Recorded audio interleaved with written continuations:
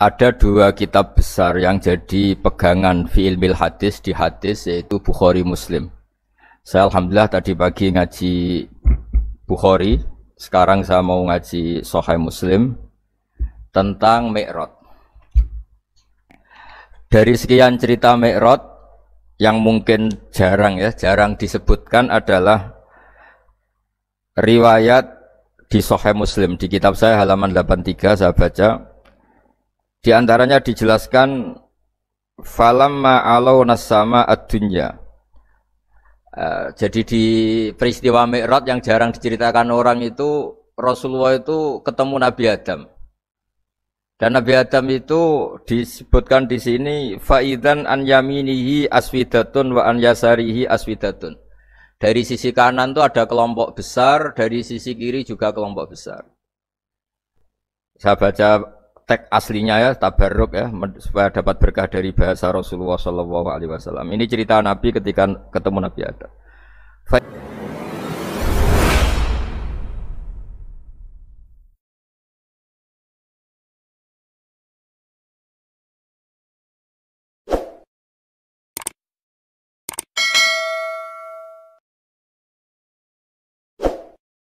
Assalamualaikum warahmatullahi wabarakatuh.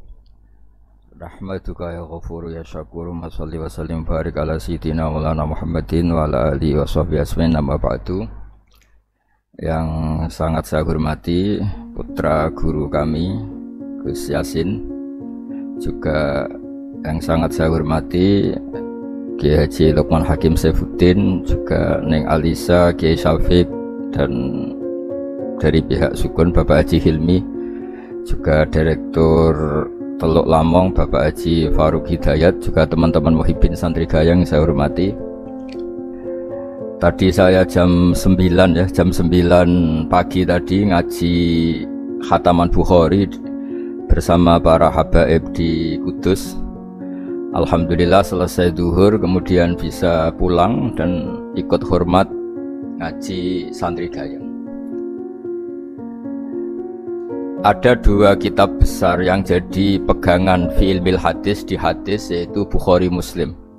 Saya alhamdulillah tadi pagi ngaji Bukhari, sekarang saya mau ngaji Sahih Muslim tentang Mi'raj. Dari sekian cerita Mi'raj yang mungkin jarang disebutkan adalah riwayat di Sahih Muslim. Di kitab saya halaman 83 saya baca. Di antaranya dijelaskan falamma alawna sama ad-dunya. Jadi di peristiwa Mi'raj yang jarang diceritakan orang itu, Rasulullah itu ketemu Nabi Adam. Dan Nabi Adam itu disebutkan di sini faidan an yaminihi aswidatun wa an yasarihi aswidatun. Dari sisi kanan itu ada kelompok besar, dari sisi kiri juga kelompok besar. Saya baca teks aslinya ya, tabarruk ya, supaya dapat berkah dari bahasa Rasulullah SAW. Ini cerita Nabi ketika ketemu Nabi Adam. Fa idza nazara qibala yaminih dhakhika wa idza nazara qibala shimalih baka. Nabi Adam ketika melihat ke kanan tuh senyum-senyum, senang sekali. Tapi kalau melihat ke kiri itu nangis. Lalu Rasulullah SAW tanya ke malaikat Jibril, itu siapa? Itu Adam. Dan yang kelompok di kanan itu ahli surga. Maka beliau kalau melihat senang sekali, dan kalau yang di kiri itu ahli neraka, kalau beliau melihat itu susah sekali. Artinya apa? Betapa susahnya jadi Nabi Adam itu. Jadi kalau misalnya ada koruptor ketangkep gitu ya, yang nangkep ya cucunya, yang ditangkep juga cucunya. Kalau kita punya anak 10 itu, terus yang satu misalnya nyuri milik temannya, milik saudaranya itu, sing naboi ya anaknya, yang ditabui juga anaknya. Kayak apa tersiksanya seorang Nabi Adam? Karena nggak punya pilihan, pasti dari sekian kasus dolim dan mazlum, yang mendolimi maupun yang didolimi itu pasti anak cucunya. Jadi betapa susahnya seorang Nabi Adam. Jadi termasuk kearifan kita sebagai manusia itu belajar dari takdir yang kita hadapi, yaitu keterbatasan kita sebagai manusia. Kita harus bisa ngelola kegagalan, terima qadha qadar. Makanya kata Mbah Mun, abahnya Gus Yasin itu sering cerita ke saya, iman itu paling dhuwur itu iman qada qadar khairihi wa syarrihi minallah. Kita harus punya kesiapan iman khairihi wa syarrihi minallah. Bahwa segala kebaikan, segala syar itu sudah digariskan oleh Allah Ta'ala. Kita bisa apa sebagai manusia? Jadi pertama Nabi Muhammad ketemu di as-sama'i dunya, langit paling dekat, itu ketemu Nabi Adam dengan kondisi seperti tadi. Kalau melihat ke kanan itu senyum, karena itu anak-anak beliau, turunan beliau yang ahli surga. Kalau melihat ke kiri itu nangis, karena itu cucu beliau yang ditakdir tidak jadi orang baik. Artinya kalau ada peristiwa sosial apa saja, yang satu zalim, yang satu mazlum, atau yang satu benar, yang satu salah, atau sama-sama benar tapi salah paham, itu semua adalah cucu Nabi Adam alaihis salam, dan itu membuat beliau kadang-kadang dohika, kadang-kadang senyum, kadang-kadang baka, kadang-kadang nangis. Jadi itu yang menjadikan tambahnya arifnya Rasulullah SAW. Saya teruskan. Qultu ya Jibril man hadha qal hadha Adam wa hadhil aswida an yamini wa an shimali nasamu bani fa ahlul yamin ahlul jannah wal aswida allati an shimali ahlun nar fa idza nazara qibala yamini dhahika wa idza nazara qibala shimalihi baka. Itu seperti misalnya kita punya anak 5, yang satu sukses jadi profesor doktor atau jadi orang alim, yang satu sekolah saja agak naik, misalnya sudah agak naik entekno dunya itu nghabiskan harta itu kan. Tapi barokahnya itu mungkin kita mau jadi sombong tidak jadi itu, karena punya anak yang nggak sukses. Mungkin barokahnya punya anak nggak sukses itu meredam keangkuhan kita, terus kita menjadi orang yang sopan dengan tetangga, dengan orang lain karena dipaksa punya hal-hal yang seperti itu. Jadi semua yang ditakdir Allah kalau kita ridho itu pasti baik. Karena ya kata yang ngarang kitab hikam itu, orang tawaduk itu kalau dinasihati pakai teks saja tidak cukup. Kalau punya utang tuh tawaduk sendiri gitu. Guyonannya orang-orang kiai gitu. Ada orang sombong, supaya ada sombong kalau dia ketemu orang yang ngutangin tuh pasti sopan sendiri. Jadi kalau dinasehati suruh sopan susah, tapi kalau ketemu orang yang ngutangin atau ketemu orang yang dia butuh pasti dengan sendirinya sopan sendiri. Atau ketemu orang yang menjadikan anaknya dapat pekerjaan, menjadikan keluarganya dapat job pekerjaan, pasti dia sopan sendiri karena utang jasa. Nah kalau kita pasti sopan sama orang yang ngutangi kita, yang menolong kita, apalagi dengan Allah Ta'ala yang semua yang kita pakai pasti dari Allah Ta'ala. Dengan demikian sudah keharusan kita sangat-sangat sopan pada Allah Ta'ala, yang implementasinya dengan sujud dan dengan sholat. Itu juga yang dibawa dari hasil Mi'raj. Ini saya baca teksnya ya, saya tadi jam 9 baca Bukhari di Kudus sama beberapa habaib, Alhamdulillah. Sekarang saya teruskan dengan Sahih Muslim. Termasuk kitab 6 yang paling dipakai ahli sunnah itu Al-Kutubus Sittah, yang paling pokok itu adalah Bukhari Muslim. Terus kemudian naik-naik terus ketemu Marartu bi Musa alaihi salam. Ini nabinya Bani Israel. Saya kemudian ketemu dengan Nabi Musa alaihi salam. Nabi Musa itu nabinya Bani Israel. Jadi orang Bani Israel itu bawaannya itu protes. Protes itu komplain. Ketika makomnya beliau dilewati Rasulullah SAW, kelas beliau sebagai nabi, beliau nangis. Ketika nangis ditanya, "Ma yubkika, kenapa engkau nangis ya Musa?" Terus ini saya baca supaya seperti teksnya. Kata Nabi Musa, "Rabbi hadza ghulamun ba'astahu ba'di. Yadkhulu min ummatihi al-jannata aktsaru mimma yadkhulu min ummati." Ini lelaki atau nabi junior, nabi yang datangnya setelah saya, mestinya senior saya. Tapi nabi ini sukses, umatnya lebih banyak masuk surga ketimbang saya. Ini yang bikin saya nangis. Jadi pikirannya Nabi Musa kalau beliau senior, beliau lebih dulu ya umatnya lebih banyak masuk surga. Ternyata enggak, masih banyak umatnya Rasulullah SAW. Dan ini gaya beliau yang suka protes itu berkah, karena protesnya orang soleh. Saya ulang lagi, apa-apa kalau dilakukan orang soleh itu pasti barokah. Ketika Rasulullah dapat perintah 50 sholat, itu Nabi Ibrahim pertama yang dilewati karena di langit paling atas dibanding nabi-nabi yang lain. Itu Nabi Ibrahim diam karena beliau tidak punya tradisi protes. Semua nabi diam karena Allah memerintahkan, pasti sudah bagus lah, sudah diukur kekuatan hambanya. Tapi ketika Nabi Musa, beliau orang pertama komplain. Dapat apa kamu ya Muhammad? Dapat 100 sol, dapat 50 solat. Apa komentar Nabi Musa? Umat saya lebih gagah-gagah, lebih keren-keren. Pernah saya uji itu tidak ada yang mampu, apalagi umat kamu. Maka kamu mintalah keringanan. Fas'alhu takhfif, kamu harus minta keringanan. Masyhur tuh riwayat itu. Kemudian Nabi minta keringanan sama Allah, dipotong hanya 5. 5 masih 45, dipotong lagi 5 masih 40 sampai 9 kali pemotongan. Akhirnya jadi 5 solat. Itu satu menjadi pelajaran bahwa hubungan dengan Allah Ta'ala itu tidak perlu malu, karena Allah itu suka kalau dimintain.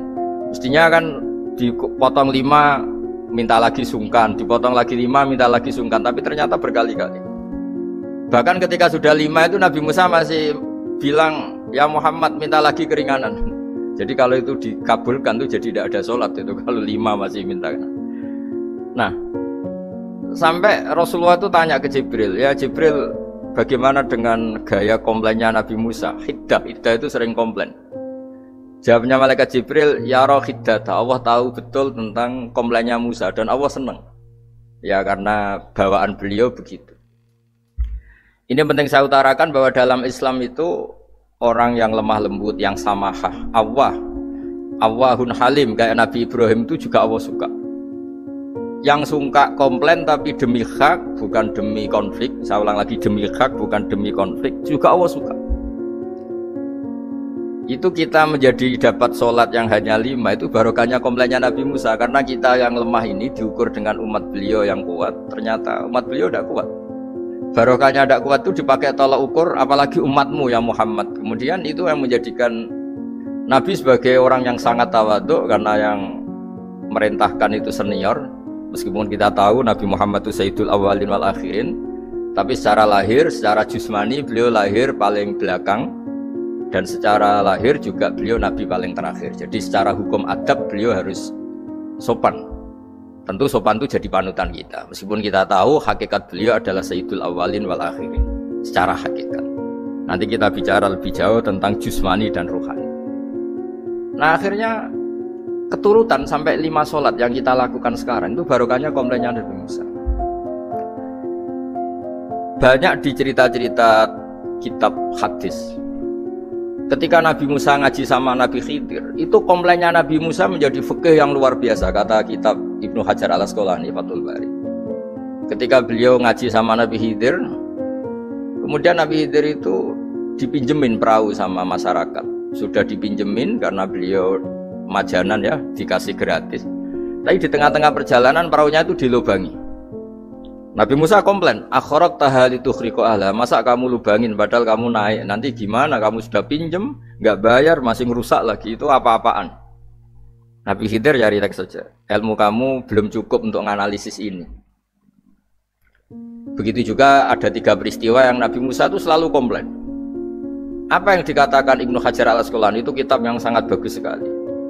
Justru dengan protes itu Nabi Musa punya kelas di atas Nabi Khidir, karena orang nggak boleh sukut alal mungkar, karena secara fikih orang itu tidak boleh mendiamkan sesuatu yang buruk. Kita tahu dalam aturan fikih di antara kewajiban kita adalah ingkarul mungkar, mengingkari sesuatu yang memang harus diingkari. Ya meskipun tentu tidak dengan sikap destruktif yang merusak dan apa, tapi yang nggak baik tentu kita ingkari. Perilaku Nabi Khidir yang melubangi perahu yang tidak miliknya, padahal yang punya perahu sudah menotong, itu perilaku yang nggak baik. Sehingga Nabi Musa protes. Justru protesnya Nabi Musa ini menjadikan beliau selalu di kelas fikih terbaik, yaitu ingkarul mungkar, mengingkari barang yang harus diingkari. Tapi tentu Nabi Khidir juga nggak salah, karena beliau punya perhitungan. Di depan nanti itu ada begal-begal, ada kekuatan yang nggak baik, yang selalu akan membegal perahu-perahu yang kondisinya sempurna. Nabi Khidir punya perhitungan, kalau ibarat mobil ini spionnya kok nggak dipecah, nggak diambil, itu termasuk mobil bagus, pasti digarong. Tapi gara-gara spionnya dipecah dulu sama Nabi Khidir, terus depannya dilumuri apa supaya nggak menarik, ini selamat. Jadi perhitungannya Nabi Khidir, wa kana wara'uhum maliku ya'khudhu kulla safinatin husba. Di beberapa tafsir diartikan safinah sholihah, karena di depannya nanti akan ketemu orang-orang yang dolim yang selalu ngambil perahu-perahu yang bagus. Caranya gimana supaya perahu itu gak diambil? Ya karena mereka hanya ngambil yang bagus, ya dirusak dulu supaya gak bagus. Kalau ya gak bagus nanti lolos dari garong tadi, dari pengambilan secara dolim tadi. Jadi Nabi Khidir gak salah karena ada visi seperti itu. Nabi Musa protes juga gak salah karena memang tugasnya fikih itu ingkarul mungkar, mengingkari barang yang memang gak benar. Nah, di sini seperti yang dikatakan Gus Yassin, kita harus bisa ngelola perbedaan, ngelola beda sudut pandang dan sebagainya. Sehingga kita selalu dapat nikmat Allah Ta'ala wa allafa baina qulubihim, nikmat yang kita asik, kita hidup asik, nyaman. Doa-doa bapak-bapak saya, guru-guru kita sering ijazahi setiap ketemu teman atau keluarga disuruh berdoa, Allahumma alif baina qulubina wa aslih dzata bainina. Semoga hubungan kita dengan orang lain itu baik-baik saja dan semua konflik kita dibenahi oleh Allah Subhanahu wa taala. Karena kita tidak pernah tahu ya, kita miskin kadang dianggap problem karena takut membebani tetangga. Tapi kita kaya juga kadang dianggap problem karena orang lain takut kalah dengan kita. Kita tidak pernah tahu cara pandang orang lain. Jadi kadang-kadang kita menang gitu, sama yang senang dikira kita pemikir serius gitu. Tapi sama yang nggak senang dikira kita merengut. Kita guyon, kata yang senang itu luar biasa, kita dianggap orang yang ceria. Bagi yang nggak senang dianggap arogan. Jadi kita tidak pernah bisa ngelola pikiran orang lain. Nah, barokahnya rahmat Allah yang tidak terbatas kita seperti ini. Dan itu digambarkan oleh Allah Ta'ala ketika ketemu antar Nabi itu. Cara pandang ya beda-beda. Nabi Ibrahim itu kalau melihat orang yang nggak benar itu ya ngendikannya faman tabi'ani fa innahu minni wa man asani fa innaka ghafurur rahim. Ya Allah, yang ikut saya ya karuan kelompok saya, yang tidak ikut saya semoga engkau banyak mengampuni mereka.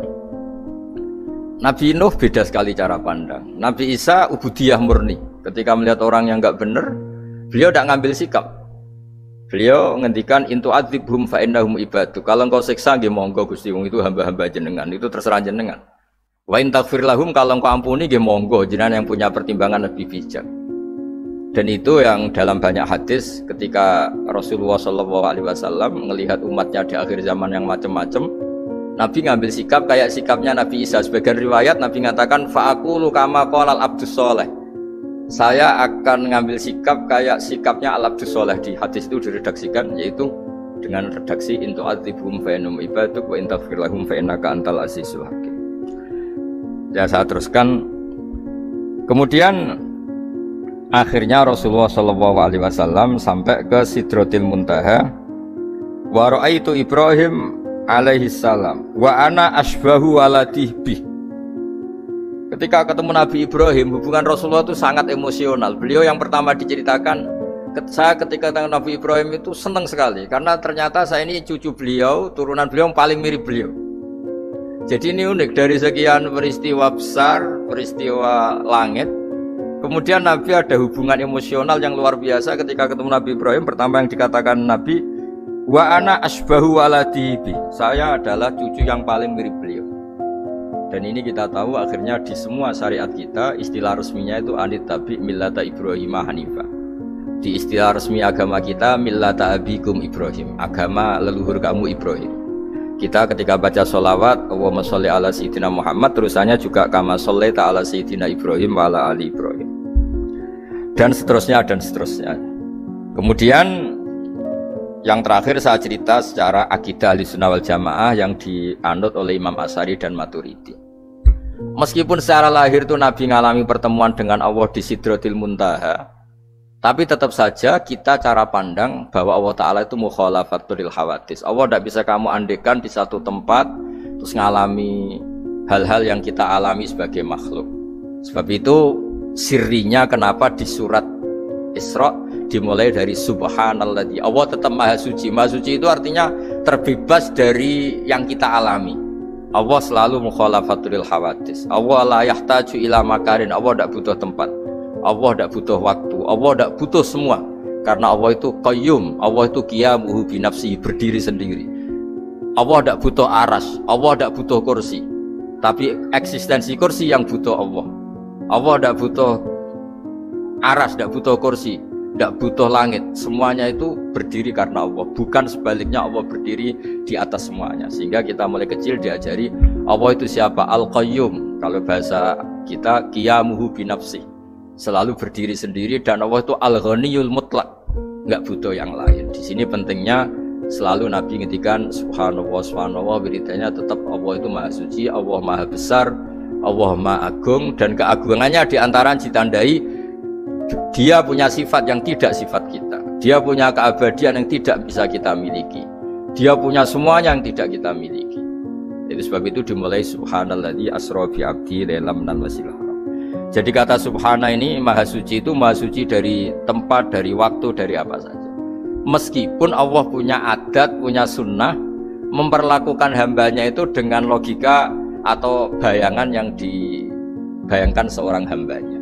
Sehingga seakan-akan kita ini ya ketemu, seakan-akan kita bisa ini melihat. Sehingga di surga disebut kita ini melihat Allah. Tapi semua ahli sunnah mengatakan, tapi kamu melihat Allah itu tetap saja bila kaifin walan khisorin, tidak bisa terus menciri. Ciri itu bisa membatasi sifatnya Allah itu begini-begini, tidak bisa. Tetap Allah itu la tudrikul absar wa huwa yudrikul absar. Tapi kita bisa disebut melihat dengan kemakhlukan kita yang profan. Di surga disebut melihat, tapi bukan melihat yang kayak kita melihat antar makhluk yang terus bisa apa itu cerita detail, cerita spesifik, cerita apa tidak bisa. Tetap la tudrikul absar. Ini hebatnya ulama-ulama kita, selalu cerita Mi'raj, cerita nazar ila wa fil jannah, melihat Allah di surga.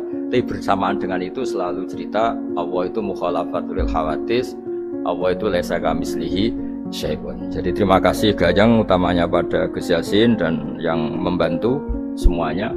Barokahnya kita ketemu bisa ngaji, supaya barokah saya baca teks aslinya di Hadisil Isra tadi, karena tadi saya jam 9 sudah baca Bukhari.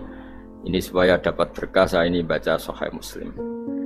Sekian dan semoga barokah. Assalamualaikum warahmatullahi wabarakatuh.